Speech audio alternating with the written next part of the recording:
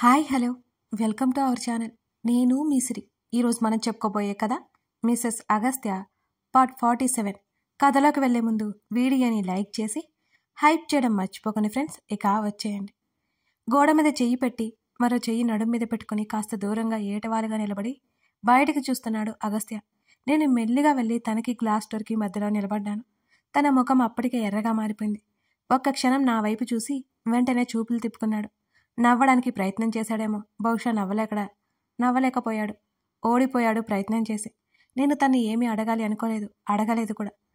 అతని నడుము చుట్టూ చెయ్యేసి స్వీట్ తిందాందా అన్నాను. పదా అంటూ నా చేతులు దూరం జరుపుతుంటే తనని హత్తుకున్నాను. తన పెదవుల మీద సన్నటి నవ్వలా మెరిసి మాయమైపోయింది. పూర్తిగా నవ్వితే ఏమవుతుంది? నేను తల మాత్రమే పైకి ఎత్తి అలాగే చూస్తున్నాను. తన చెయ్యి సున్నితంగా నన్ను అల్లుకుంది. నన్ను 2 చేతుల్లోకి తీసుకున్నాడు అగస్త్య. మెల్లిగా తను నడుస్తుంటే పడిపోతానేమోనని భయం వేసి గట్టిగా పట్టేసుకున్నా. అది నేను ఎప్పటికీ మర్చిపోలేని ఒక జ్ఞాపకం. అలాగే తీసుకెళ్లాడు. గబుక్కున తన నుంచి దూరం జరిగాను నేను. వావ్, అబ్బబ్బా, ఎంత బాగుంది. మనం ఏదైనా కపుల్ కాంపిటీషన్కి వెళ్దాం. ఇలాంటివి ఉంటాయి తెలుసా కాంపిటీషన్లో. నువ్వైతే నన్ను అసలు పడనివ్వవు. మనమే గెలిచేస్తాం తెలుసా. కళ్ళు ఎగరేస్తూ తనని చూసి కన్ను గీటాను. నేను సోఫాలో నిలబడి వల్ల తనకంటే ఎత్తుగా ఉన్నాను. నన్ను అమాంతం చుట్టేశాడు. తన చుట్టూ చేతులు బిగించాను. తన తలని ఇంకాస్త హత్తుకున్నాను. అప్పటికి ఉన్న అలసట పోయి కొత్త ఉత్సాహం నాలో చేరింది. నా గుండె వేగం విపరీతంగా పెరిగిపోయింది. కానీ నాకు ఇందులో నచ్చే ఒక విషయం ఉంది. అచ్చం హాలీవుడ్ మూవీలో సీన్లా ఉంది మా పరిస్థితి. అనుకోని ఈ సంఘటన నాకు ఎంతో విపరీతంగా నచ్చింది. తను అలాగే గదివైపుకు తీసుకువెళ్ళిపోతుంటే సిగ్గుతో ముడుచుకుపోయాను. మెల్లిగా తన వైపు తిప్పుకోగానే కళ్ళు తెరవలేకపోయాను. పట్ట పగలే సూర్యుని వెన్నెలలో క్షణక్షణానికి తనకి నాకు మధ్య దూరం తరిగింది. తన కోసం నేను ఏమైనా చేస్తాను, ఎంతైనా భరిస్తాను. తనిచ్చే ఈ ప్రేమను కూడా. కొన్ని గడియలు ముందుకు వెళ్ళిపోతూ మమ్మల్ని కూడా తీసుకువెళ్ళిపోయాయి వాటితో పాటు. ప్రేమ అందాల్సింది. మా ఇద్దరి మధ్య మాటల కంటే మౌనం ఉంది. అది చాలా బాగుంది. తన చల్లటి ప్రేమగాలి తగిలి వింతైన హాయిని కలిగిస్తోంది. మరో అరగంట వరకు కళ్ళు మూసుకుని మేలుకొనే ఉన్నాను. కళ్ళు తెరిచి చూడగానే తను కనిపించాడు. గడ్డం కింద చేతిని పెట్టి నన్నే చూస్తున్నాడు. తన నుంచి ఒక గాఢమైన నిట్టూర్పు. తన వైపు కళ్ళు తిప్పి చూడగా ఉఫ్ అంటూ నా చెవిలో ఏదో చెప్పాడు. ఆ మాటకి సిగ్గుతో ముడుచుకుపోయాను. తన ఛాతీ మీద నా చేతులతో కొట్టసాగాను. మరోసారి నేను తన కౌగిలిలో బందీ అయిపోయాను. మరో 2 పగళ్ళు రాత్రులు ఏకమైపోయాయి. నాకు తన మీద తప్ప వేటి మీద ధ్యాస లేకుండా పోయింది. తనేమో ఆఫీస్కి వెళ్ళాడు. మధ్యాహ్నానికి వంట మనిషి వంటలు చేస్తోంది. ఆవిడతో కాసేపు మాట్లాడి ఆవిడ ఇచ్చిన జ్యూస్ గ్లాస్ పుచ్చుకొని హాల్లోకి వచ్చి కూర్చున్నాను నేను. 2 రోజుల తర్వాత విన్నీ నుంచి కాల్ వచ్చింది నాకు. ఫోన్ పట్టుకుని జ్యూస్ తాగుతూ నా గదిలోకి తిరిగి వచ్చేశాను నేను. చెప్పవే, ఒకవైపు తాగుతూనే అడిగాను నేను. విన్నీ వీడియో కాల్ చేస్తే యాక్సెప్ట్ చేశాను. నన్ను నా అవతారం చూసి ఇంతకంటే నీ నుంచి ఏమి రాదు అని ఎక్స్పెక్ట్ చేశానులే అని అంది తను. ఏం ఎక్స్పెక్ట్ చేశావేంటి అని కళ్ళు ఎగరేశాను నేను. ఆ డ్రెస్ ఏంటే బాబు అని అడిగింది విన్నీ. ఏమైంది నా డ్రెస్కి? టీషర్ట్ ప్యాంట్ చూసుకుంటూ అడిగాను నేను. నీకు పెళ్ళయింది రాక్షసి అంటూ నా వైపు గుర్రుగా చూసింది విన్నీ. బట్టలు ఏముంది విన్నీ, మా రావణుడు కట్టిన తాళి, తన పాపెట్లో దిద్దిన కుంకుమ, ఇది సరిపోవా అని కళ్ళు ఎగరేశాను నేను. నేను ఆపేవాళ్ళు అడుగునే వాళ్ళు ఎవరూ లేరే, అందుకే ఆటలు సాగిస్తున్నా అని అంది విన్నీ. అబ్బో, ఏమంటారేంటి? అత్త పోరు లేదు, ఆడపడుచు పోరు లేదు, అందుకే ఇంత ఓవరాక్షన్ చేస్తున్నాం అని అంది విన్నీ. ఈ జన్మకి ఇలా తప్పదులే కానీ ఏం చేద్దాం, ఆ ఇంటికి వెళ్తే కాళ్ళు విరిచేస్తానని చెప్పాడు అగస్త్య అన్నాను నేను దీనంగా. నాకు అర్థం కాలేదు శ్రీ అని విన్నీ అంది. ఇంతకీ ఏం చేస్తున్నావో చెప్పు. వంశీ ఆఫీస్కి వెళ్ళిపోయాడు. నేను జాబ్ మానేశాను కదా, ఊరికే కూర్చున్నా. అత్తయ్య మామయ్య ఎలాగూ మాతో ఉండలేరు కదా. అసలు 2 రోజులైంది కాల్ చేసి ఏం చేస్తున్నావో ఎలా ఉన్నావో అని కాల్ చేశాను. అంటే ఈ 2 రోజులు బిజీ కదా నువ్వు అని కన్ను కొట్టింది విన్నీ. దాని మాటలకు తెగ సిగ్గుపడిపోయాను. సర్లే గాని ఫ్రీగా ఉంటే వచ్చే విన్నీ, అంత దూరం ఏమీ కాదు కదా అని అడిగాను. ఒకసారి చేతుకున్న వాచ్ వైపుకు చూసుకుంది విన్నీ. లంచ్ ఇక్కడే అన్నాను నేను. సరే వస్తున్నా, అరగంటలో అక్కడ ఉంటాను అని చెప్పగానే త్వరగా రమ్మని చెప్పి కాల్ కట్ చేశాను నేను. పనులన్నీ పూర్తి చేసి సుందరమ్మ వెళ్ళిపోయింది. ఆవిడే మా వంటావిడ. ఆవిడతో సన్నిహిత్యమైతే లేదు కానీ బాగా మాట్లాడుతుంటుంది అంతే. మరో అరగంట తర్వాత విన్ని వచ్చింది. అప్పటికే లంచ్ టైం అవ్వడంతో తన్ని కూర్చోమని చెప్పి అగస్త్యకి కాల్ చేశాను నేను. చెప్పు సెనోరిటా అని అన్నాడు మృదువుగా అగస్త్య. లంచ్కి రావా నువ్వు? లేదు, ఈవినింగ్ ఎర్లీగా వచ్చేస్తాను సరేనా? ఎగ్జాక్ట్గా 4కి ఇంట్లో ఉంటాను. తన కంఠంలో నన్ను బ్రతిమాలుతున్నట్టు అర్థమైంది. తన నుంచి రిక్వెస్ట్ చాలా కొత్తగానే వింతగానే ఉంది.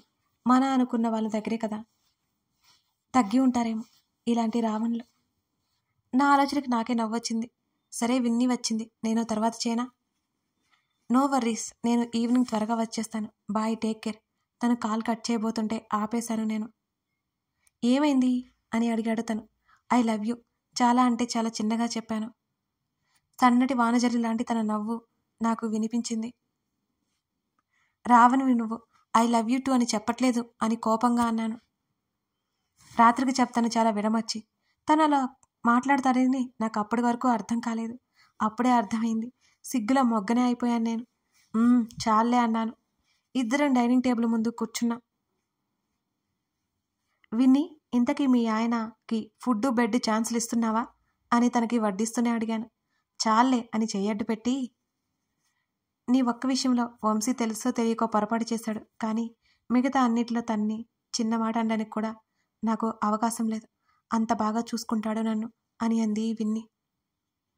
మళ్ళీ తనే మాట్లాడుతూ, చాలా తిట్టేసి బాధ పెట్టేశాను కదా, అప్పుడు ఆకతాయితనంతో అలా చేశాను, నిన్ను అల్లరిపాలు చేశానని, ఆ తర్వాత నీ గురించి మర్చిపోయానని చెప్పాడు. చాలా బాధపడ్డాడు.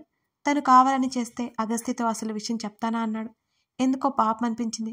బహుశా తన మీద ఉన్న ప్రేమ వల్లేమో అని ప్లేట్లో వేళ్లతో రాస్తూ, విన్ని, ఇక ఆ విషయాల గురించి ఎప్పుడూ వంశీ దగ్గర ఎత్తకు. జరిగిందేదో జరిగిపోయింది కదా. నాకు ఒకప్పుడు కోపం వచ్చేది, కానీ ఇప్పుడు ఏంటో నేను ఆ విషయాన్ని మర్చిపోయాను. మా మధ్య ఏర్పడిన దూరం అంతా తరిగిపోయింది అని చెప్పాను నేను విన్నీతో. నువ్వు నా ఫ్రెండ్వి కాబట్టి వంశీ విషయంలో అంత సీరియస్గా ఉన్నానేమో. అదే వేరే ఎవరో అయితే జాలి చూపించి ఆ విషయాన్ని అక్కడితో వదిలేసి వంశీని ఎప్పుడో క్షమించేదాన్నేమో అనిపిస్తుంది శ్రీ. ఒక్కొక్కసారి ఈ మధ్య తన్ని నేను ఇంకా ఆ విషయం గురించి బాధ పెట్టట్లేదులే అని అంది విన్ని. విన్ని చెప్పింది కూడా నిజమే అనిపించింది నాకు. హస్బెండ్ ఎలా ఉన్నా పక్కన వాళ్ళ మీద తప్పులు తోసేసే ఈ రోజుల్లో విన్నీ లాంటి వాళ్ళు అరుదు కదా చాలా అనిపించింది. నా స్థానంలో ఎవరున్నా ఖచ్చితంగా నిరసన తెలియజేసేది. వాళ్ళు ఎవరో అయితే కాస్త కుదురుగా ఉండేదేమో. నా విషయంలో అయ్యేసరికి బాధపడిపోయింది విపరీతంగా విన్ని. జరిగిన సంఘటన తాలూకా నేను అగస్త్య బాధ నుంచి బయటపడి ఒకరికొకరం ఇప్పుడెప్పుడే దగ్గరయ్యాం. తెలుసో తెలియకో పొరపాటు చేశాడు కాబట్టి శిక్ష అనుభవించాడు వంశీ.